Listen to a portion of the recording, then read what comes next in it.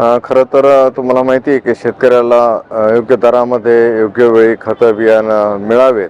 कृषी विभागाची अत्यंत महत्त्वाची जबाबदारी आहे. त्या अनुषंगाने आपण जे काही दक्षता पथक ते फिरतायत. आपण जिल्ह्यामध्ये 44 पथकं तयार करण्यात आले आहेत आणि पथकं अचानक जाऊन त्या दुकानामध्ये तपासणी करतात. त्या ठिकाणी कोणी शेतकऱ्यांचे पावतीवरती सही घेत नसेल, पुढे जास्त रेटिंगचा बाबतीमध्ये कच्च्या पावती देण्याचं करत असेल, किंवा काही शेतकऱ्यांना बिल तर बरोबर दिलं जातं, परंतु वरतून पैसे घेतले जातात आणि मग शेतकरी काय त्या ठिकाणी तो कबूल होत नाही, किंवा त्याच्यावरती एक प्रेशर असतं. कारण गावातला प्रश्न असतो, बऱ्याच ठिकाणी उधारीवर शेतकऱ्याला घ्यावं लागतं म्हणून तिथं शेतकरी तयार होत नाही. मात्र आम्ही ॲक्च्युली मग फील्डमध्ये जाऊन सुद्धा किंवा डमी गिराईक पाठवून सुद्धा मग आम्ही हा छडा लावला की नाही, काही दुकानदारांनी त्या ठिकाणी जास्तीचे पैसे घेण्यात आलेले आहेत.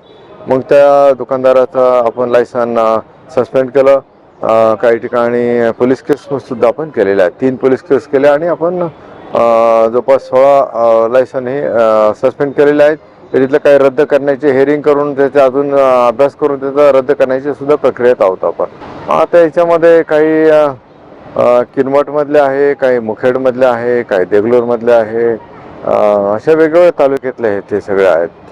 कंधारमधले आहे. बोगस बियाण्याच्या संदर्भामध्ये विशेषतः असा म्हणजे बोगस आपण कशाला म्हणायचं, तर ते बियाणं ज्याला काही विक्रीची परवानगी नाही असे काही बियाणं आहेत, तर अशी आपण ते पण कारवाई आपण केलेली आहे.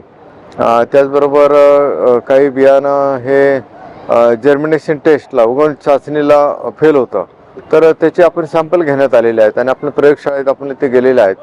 ज्या ठिकाणी काही जर्मिनेशन टेस्ट ज्या अपेक्षित आहे त्यापेक्षा कमी आल्या, तर आपण त्या ठिकाणी त्यांच्यावरती सुद्धा कारवाई करतो. आपण आतापर्यंत आपण 16 दुकानावरती कारवाई केलेली आहे पूर्ण जिल्ह्यामध्ये. हीच एक रुटीन प्रोसेस आहे.